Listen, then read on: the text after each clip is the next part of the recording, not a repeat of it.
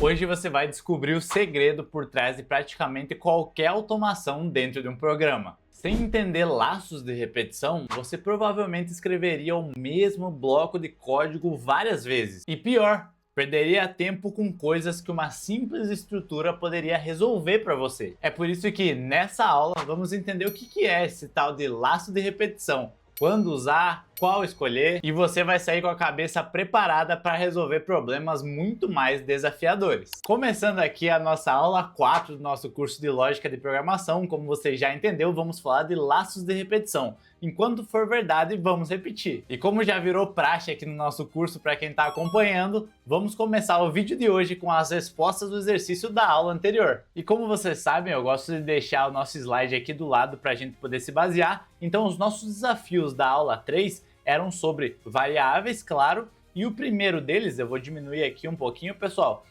para deixar aqui do lado e a gente conseguir ver o código melhor. Eu acho que o zoom tá bem legal, então vamos nessa. Eu vou até diminuir um pouquinho aqui do zoom para que vocês também não fique tão grande o código. O nosso primeiro desafio, então, era criar um programa que verifica se a pessoa tem ou não o direito de votar. Ou seja, aqui no Brasil, se ela tem a idade maior ou igual que 16 anos. Então, essa aqui é a minha solução. Eu começo declarando a variável do tipo inteiro com o nome idade, e eu já faço a leitura dessa idade. Então eu checo, essa idade ela é maior ou igual que 16? Se sim, eu escrevo você já pode votar. Se não, você ainda não pode votar. Executando esse código aqui, vocês vão visualizar que ele já vai, assim que a gente preencher a nossa idade, então vamos colocar 20. Eu já posso votar. Agora, se eu colocar 10, eu ainda não posso votar. E aqui eu deixei um lembrete para explicar para vocês sobre qualidade de código e Magic Numbers. Então, uma coisa para o código de vocês já ir ficando melhor é que vocês vão concordar comigo que esse número 16, se tiver um desenvolvedor novo chegando na equipe e ele não sabe muito sobre as regras de negócio do seu aplicativo, esse 16 pode ficar um pouco confuso. Ele é o que a gente chama de Magic Numbers. Eu vou deixar um link aqui na descrição para vocês lerem mais sobre isso assim que o vídeo acabar. Uma coisa que a gente faz para deixar esse código com mais qualidade e mais legível, que a gente chama, é declarar uma variável que vai nos informar o que esse número significa. Então, nesse caso, vamos chamar de idade mínima para votar igual a 16. Eu sei que fica muito maior, mas você concorda comigo que fica muito melhor de entender esse código? Então, se alguém novo estiver lendo, ele vai ler exatamente o que a nossa regra está aplicando, que é, se a idade for maior ou igual que idade mínima para votar, você já pode votar. Nota como ficou melhor? Então, sempre que você puder, que você tiver esses números estáticos que servem para regras, procure utilizar constantes. Isso já é uma boa prática e vai te destacar no mercado. Indo para o nosso exercício número 2, a gente tinha que fazer um programa que diria se o número é positivo, negativo ou zero. Então, eu deixei aqui a minha solução, vamos rodar ela já, e eu vou rodar aqui com o número 8. Opa, número positivo. Se eu rodar com menos 5, número negativo, e se eu rodar com 0, tem que aparecer que é 0. Vocês vão ver que nada mais eu fiz do que adicionar o se não se, que é a nova condicional que a gente aprendeu na aula passada, uma nova estrutura. Então, além do se e além do se não, que a gente já viu no desafio número 1, aqui no desafio número 2, a gente tem essa opção intermediária, digamos assim, que é do número 0. Então, nada de novo nesse, espero que vocês tenham acertado aí em casa. E partindo para o número 3, a gente tinha que montar uma lógica que analisava se um aluno foi aprovado, se ele ficou de recuperação, e aí nesse caso é uma nota entre 5 e 7, ou foi reprovado, baseado na média de 2 notas. Vamos ver como ficou essa solução? Você vai ver que esse código ficou um pouquinho maior, porque é o exercício que mais nos exigia lógica, e a gente começa declarando duas variáveis do tipo inteiro, que serão a nossa nota 1 e nota 2, e também temos a variável do tipo real, que a gente chamou de média. A gente lê, e aqui nota, pessoal, que eu já leio as duas ao mesmo tempo, na mesma linha, então vocês podem fazer isso a partir de agora. E a gente declara, a gente atribui o valor de média como sendo o resultado da soma das duas notas dividido por 2. E aqui nota, pessoal, que a gente tem parênteses. Isso se refere à precedência dos operadores. A gente não entrou nisso ainda no curso, mas novamente, sempre que vocês pedirem aqui nos comentários, eu posso mudar o cronograma que eu tenho para as nossas aulas para explicar especificamente sobre isso. Por enquanto, o que você tem que entender é que esses parênteses eles estão obrigando o código, vamos dizer assim, a executar primeiro esse mais para depois fazer a divisão, quando na prática não seria exatamente essa ordem se a gente não utilizasse os parênteses. Continuando, a gente tem a nossa regra aplicada, então nada demais, isso vocês já sabem fazer, que é pegar a média e compará-la. Ela é maior ou igual que 7? Se sim, ótimo, nosso aluno foi aprovado. Se ela não é menor, no caso aqui eu vou explicar a última para a gente voltar para o meio. Então, se ela for menor que 5, que é o que a gente pediu aqui no nosso pré-requisito, o aluno foi reprovado, infelizmente. Mas aqui tem um detalhe muito interessante. Nota que a gente utilizou o nosso e. Então, se a nossa média for maior ou igual que 5 e ela for menor do que 7, aí sim o aluno está em recuperação. Vamos brincar um pouco com esse código? Então, só para a gente reforçar um pouquinho aqui, eu vou executar o nosso programa e vamos colocar que eu fui muito bem. Então, a minha primeira nota foi 10, a segunda foi 9. Aluno aprovado, média final 9,5. Se a gente fizer a mesma coisa e passar, vamos dizer que foi 6 e 6, aluno em recuperação, média final 6. E aí é legal porque imagina que aqui a gente tivesse colocado um ou. Nota que a gente teria grandes problemas aqui, porque, por exemplo, eu não sei se você já anotou de cara, mas se a gente ficar com a média final 3, em qual das condicionais vai cair o nosso código? Em qual ele vai parar? Vamos dizer que foi 3 e 3. Nota que o aluno ficou em recuperação, mas isso não tem nada a ver com a nossa regra. Aqui a gente pediu, se você notar bem, vou até aumentar aqui, a gente pediu que se ele ficar com uma nota entre 5 e 7, ele fica em recuperação. Então o que está acontecendo aqui? Basicamente esse ou ele vai executar, como a gente aprendeu lá na aula, se qualquer uma dessas condicionais for atendida. E você concorda comigo que nesse caso 3 é menor que 7? É por isso que ele entrou aqui e executou a linha 12 ao invés de cair no senão. Então nota como é importante que a gente sempre preste atenção em todas as regras e no que a gente colocou no código, né? E aí, pessoal, acertaram? Vocês gostaram? Como que ficou a solução de vocês? Me conta aqui nos comentários que eu quero saber. Bora para a nossa aula de hoje, um pouquinho de teoria, porque nem só de variáveis vive o programador. Então, na nossa aula de hoje, eu tenho 3 tópicos para falar com vocês. E o primeiro é por que loops existem. A gente vai entender o que de fato são laços de repetição e quando a gente deve utilizá-los. E aqui a gente vai visualizar o que são os laços para, que nas linguagens de programação do mercado são chamados de for, e o laço enquanto, que são os nossos laços while.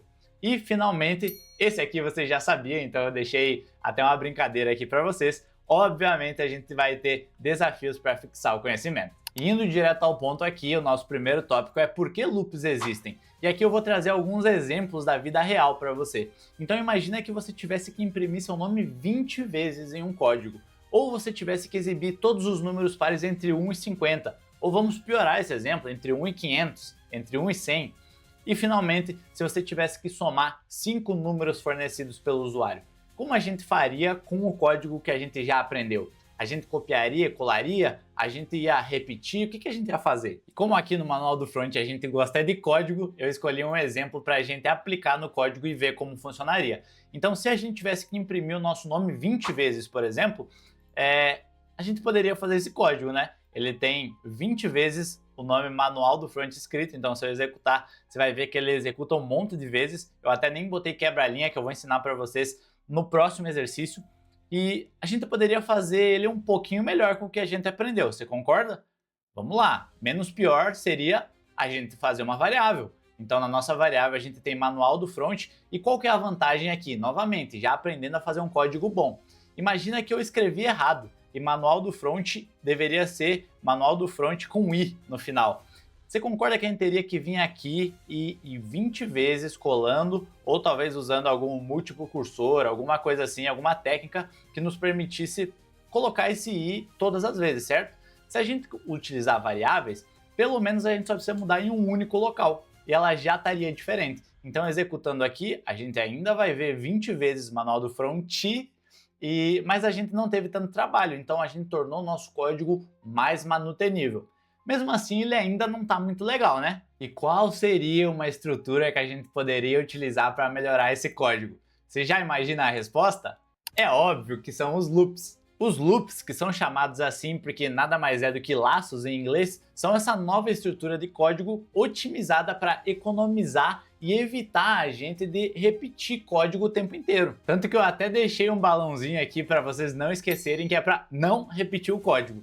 E nesse exemplo anterior, eu não sei se você notou, mas ele tinha 27 linhas de código. Mas e se eu falasse para você que esse mesmo exemplo pode ter apenas 10 linhas? O que você me diria? E antes de eu te apresentar essa nova estrutura, permita me apresentar. Seja muito bem-vindo ao Manual do Front. O meu nome é João, atualmente eu moro no Brasil e trabalho remotamente para uma empresa dos Estados Unidos como Front-End Senior e também faço pós-graduação em Front-End. E aqui no canal eu crio 2 vídeos e 3 shorts toda semana sobre carreira, desenvolvimento, front-end, lógica de programação ou qualquer coisa que possa fazer a sua carreira ser mais próspera e em menos tempo. E agora que você já conhece um pouquinho mais sobre mim, bora conhecer um pouquinho sobre o laço para, que também é chamado de for.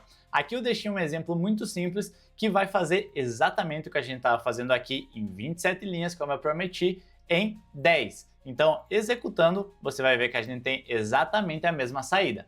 Bora entender essa estrutura então. Você vai ver que ela é muito mais simples e ela é constituída, na verdade, de apenas 2 linhas, que são a linha 5 e a linha 7 para fechar esse bloco, porque a linha 6 a gente está colocando aqui para a pessoa, para escrever o manual do front no nosso console, mas poderia ser qualquer outra coisa. E o que importa de fato é essa linha 5. Então eu vou dar um zoom aqui para que a gente consiga visualizar bem cada detalhe. Então o primeiro é a nossa palavra reservada para. Então, lembra que a gente já aprendeu aqui no curso que você nunca vai poder, por exemplo, declarar uma variável e o nome dela ser para. Por quê? Porque o Portugal espera que essa palavra seja reservada para os laços. Então, nesse caso aqui, para é a palavrinha que a gente utiliza para começar a estrutura de um laço for.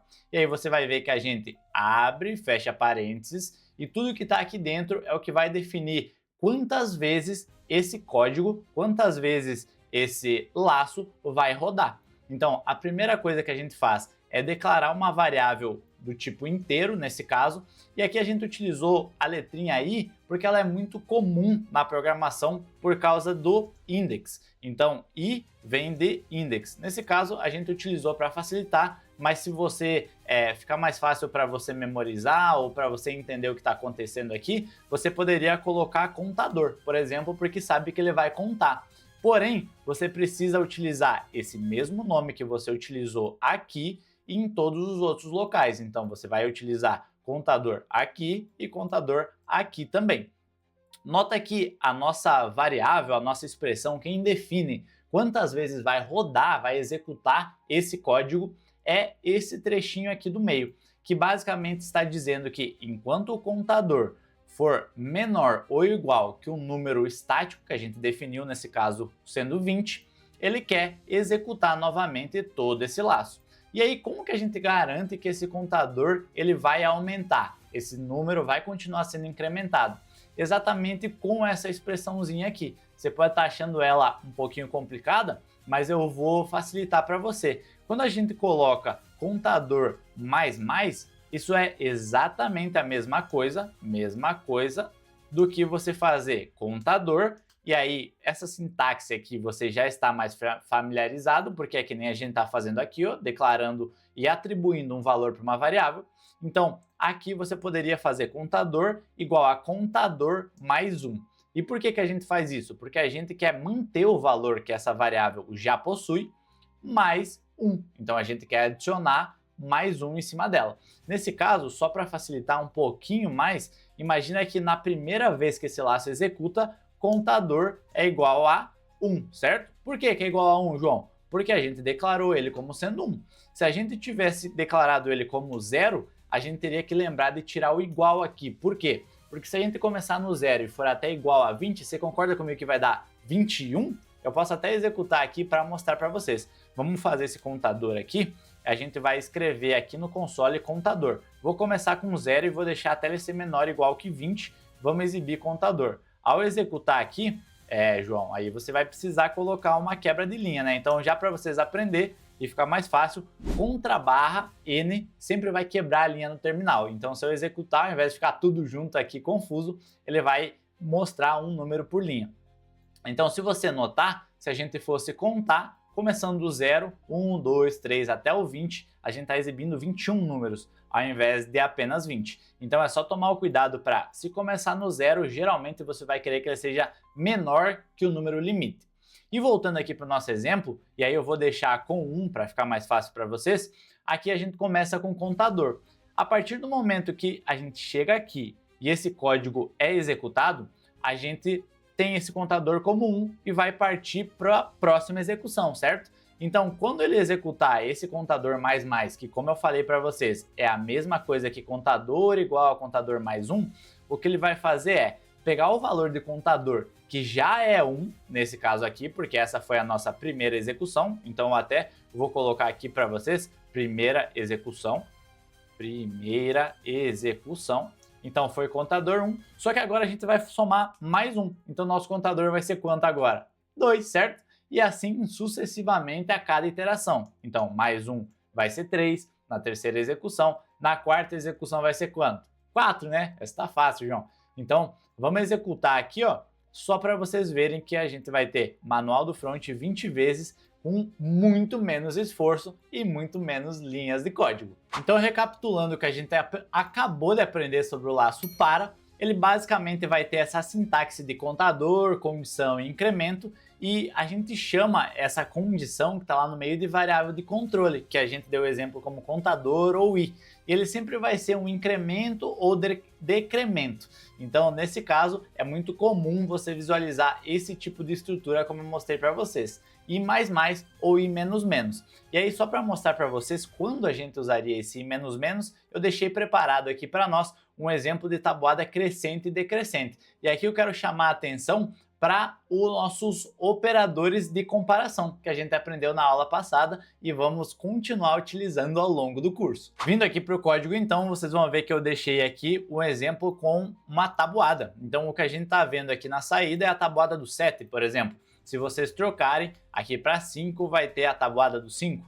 Então, nota que a gente está utilizando a mesma estrutura e a gente está dizendo que o nosso número começa em 0 e ele vai ser menor ou igual que 10, como eu tinha falado para vocês. Mas você concorda comigo que aqui, na nossa regrinha, ele basicamente está dizendo que ele quer que o número que está sendo iterado seja menor ou igual que 10. Mas pode ser que em algum momento a gente precise que ele seja maior ou igual. Então, como que a gente faz? E aí o exemplo que eu deixei é, e se a gente quisesse começar do 10 ao invés do 0? E tá aqui o nosso exemplo, a gente faz a mesma coisa, eu só vou rodar aqui para vocês com -1, para vocês conseguirem ver. Então a gente está começando basicamente do 10 e indo até o 0. E aí o principal ponto desse exemplo, para vocês notarem a diferença, é que aqui a gente não começa do 0, a gente está começando do maior número, do limite, do número máximo. Então nesse caso a gente começa do 10. E aí a gente inverte. Então nesse caso, no primeiro exemplo, era menor ou igual que 10. E aqui a gente está dizendo que é enquanto for maior ou igual que 0. Por quê? Porque a gente está decrementando o nosso contador. Então, lembra que antes na primeira interação ele era 1, 2? Aqui na primeira interação ele já é 10. Depois -1 ele vai ser 9. Depois -1 ele vai ser 8. E assim por diante, enquanto ele for maior ou igual que 0. Você concorda comigo que em algum momento ele vai ser -1? Quando for -1, ele vai sair desse laço e não vai executar. É por isso que a gente não vê esse valor aqui. O que a gente poderia fazer é colocar -1 aqui. Então, enquanto ele for maior ou igual que -1, a gente quer que execute. E aqui a gente vai ver o -1 sendo incluído aqui na saída. Então, eu espero que com esse exemplo tenha ficado mais claro como criar as regras que vão definir como seu laço for ou para, nesse caso, vai executar. Tá, João? Maravilha, mas vai ter uma situação onde eu não vou saber exatamente quantas vezes eu vou ter que repetir, certo?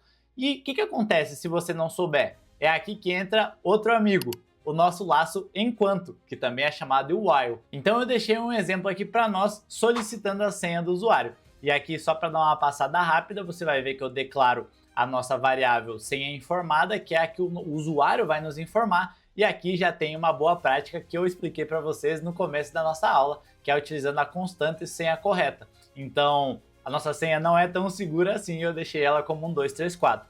A gente faz nada mais do que pedir que o usuário nos informe a senha e vai ficar verificando se ela é a senha correta. E como que a gente faz isso de uma maneira automática? Usando o nosso laço enquanto. Então ela é essa nova estrutura aqui que você está visualizando.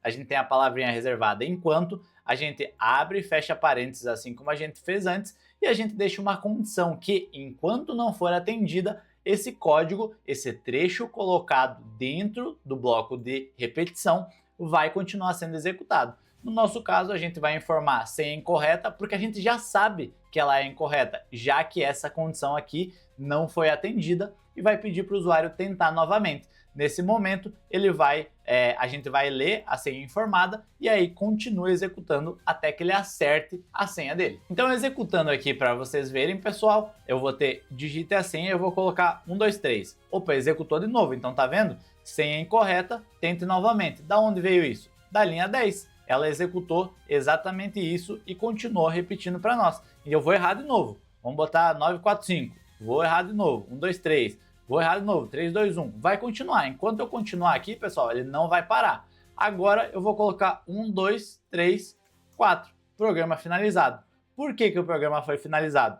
Porque a partir do momento que a senha informada foi igual à senha correta, ele não executa mais esse bloco. Quando ele parou de executar esse bloco, você concorda comigo que não tinha mais nada depois. Então ele finalizou o programa. E é óbvio que para não deixar vocês com uma pulga atrás da orelha ou em dúvida, eu deixei aqui um exemplo e um resumo do que a gente acabou de aprender. Então a diferença do laço enquanto ou while, principalmente para o laço para, é que a gente só vai utilizar ele quando não sabemos o número de repetição. Então eu deixei até destacado aqui, porque esse é o principal ponto, quando não sabemos.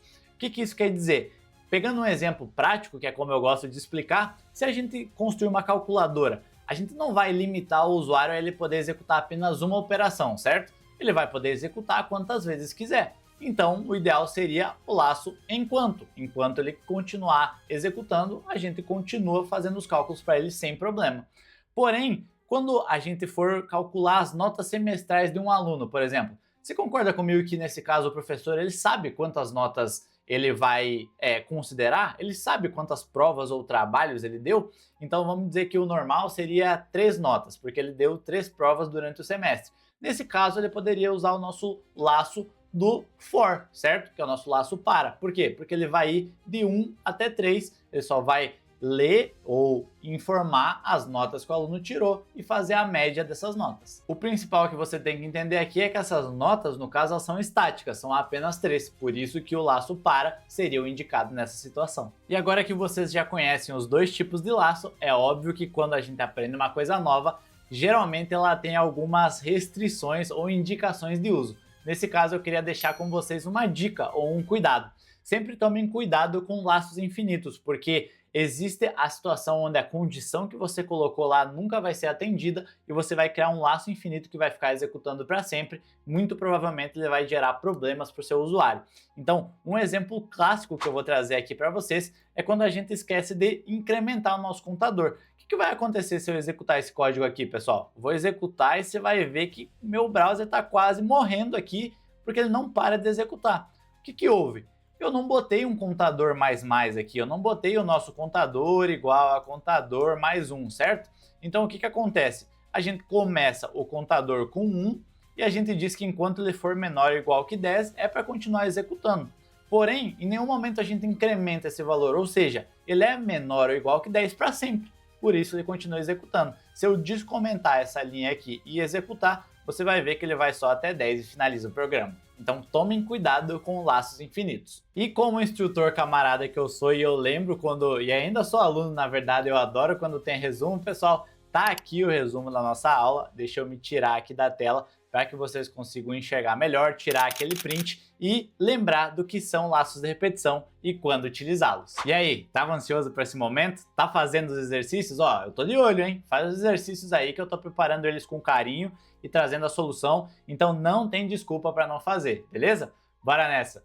O primeiro exercício que eu quero que vocês façam sobre laços de repetição, pessoal, é imprimir os números pares de 1 a 20. E aqui, como um instrutor, novamente, bacana que eu sou, lembre que provavelmente vocês terão que usar variáveis, condicionais e os laços de repetição que a gente aprendeu, tá bom, pessoal? No número 2, eu quero que vocês criem um menu simples que repete até o usuário escolher sair. Então, vou deixar 2 dicas porque, deixem aqui até nos comentários se eu tô sendo bacana até demais com vocês. Mas a primeira dica, vocês podem utilizar esse menu aqui, então 4 opções, onde a primeira é falar com o atendente até a última que é sair, e use, vocês aprenderam nessa aula, o _N caso você deseje quebrar a linha. E o número 3 é calcular a soma entre 2 números digitados. Então, lembre-se de ordenar os números do maior para o menor e cuidado com números iguais. Então, tá aqui as dicas, tá aqui os exercícios, façam para a gente revisar na próxima aula juntos, beleza? E chegamos naquele momento onde eu anuncio o tema da próxima aula. Eu sei que é uma hora onde vocês ficam com expectativa e o tema da próxima aula é... Não tem! Eu tô desafiando vocês, eu quero que vocês deixem uma hashtag aqui nos comentários escrito faltou o tema, porque eu quero saber quem chegou até esse momento do vídeo. Espero vocês na próxima aula.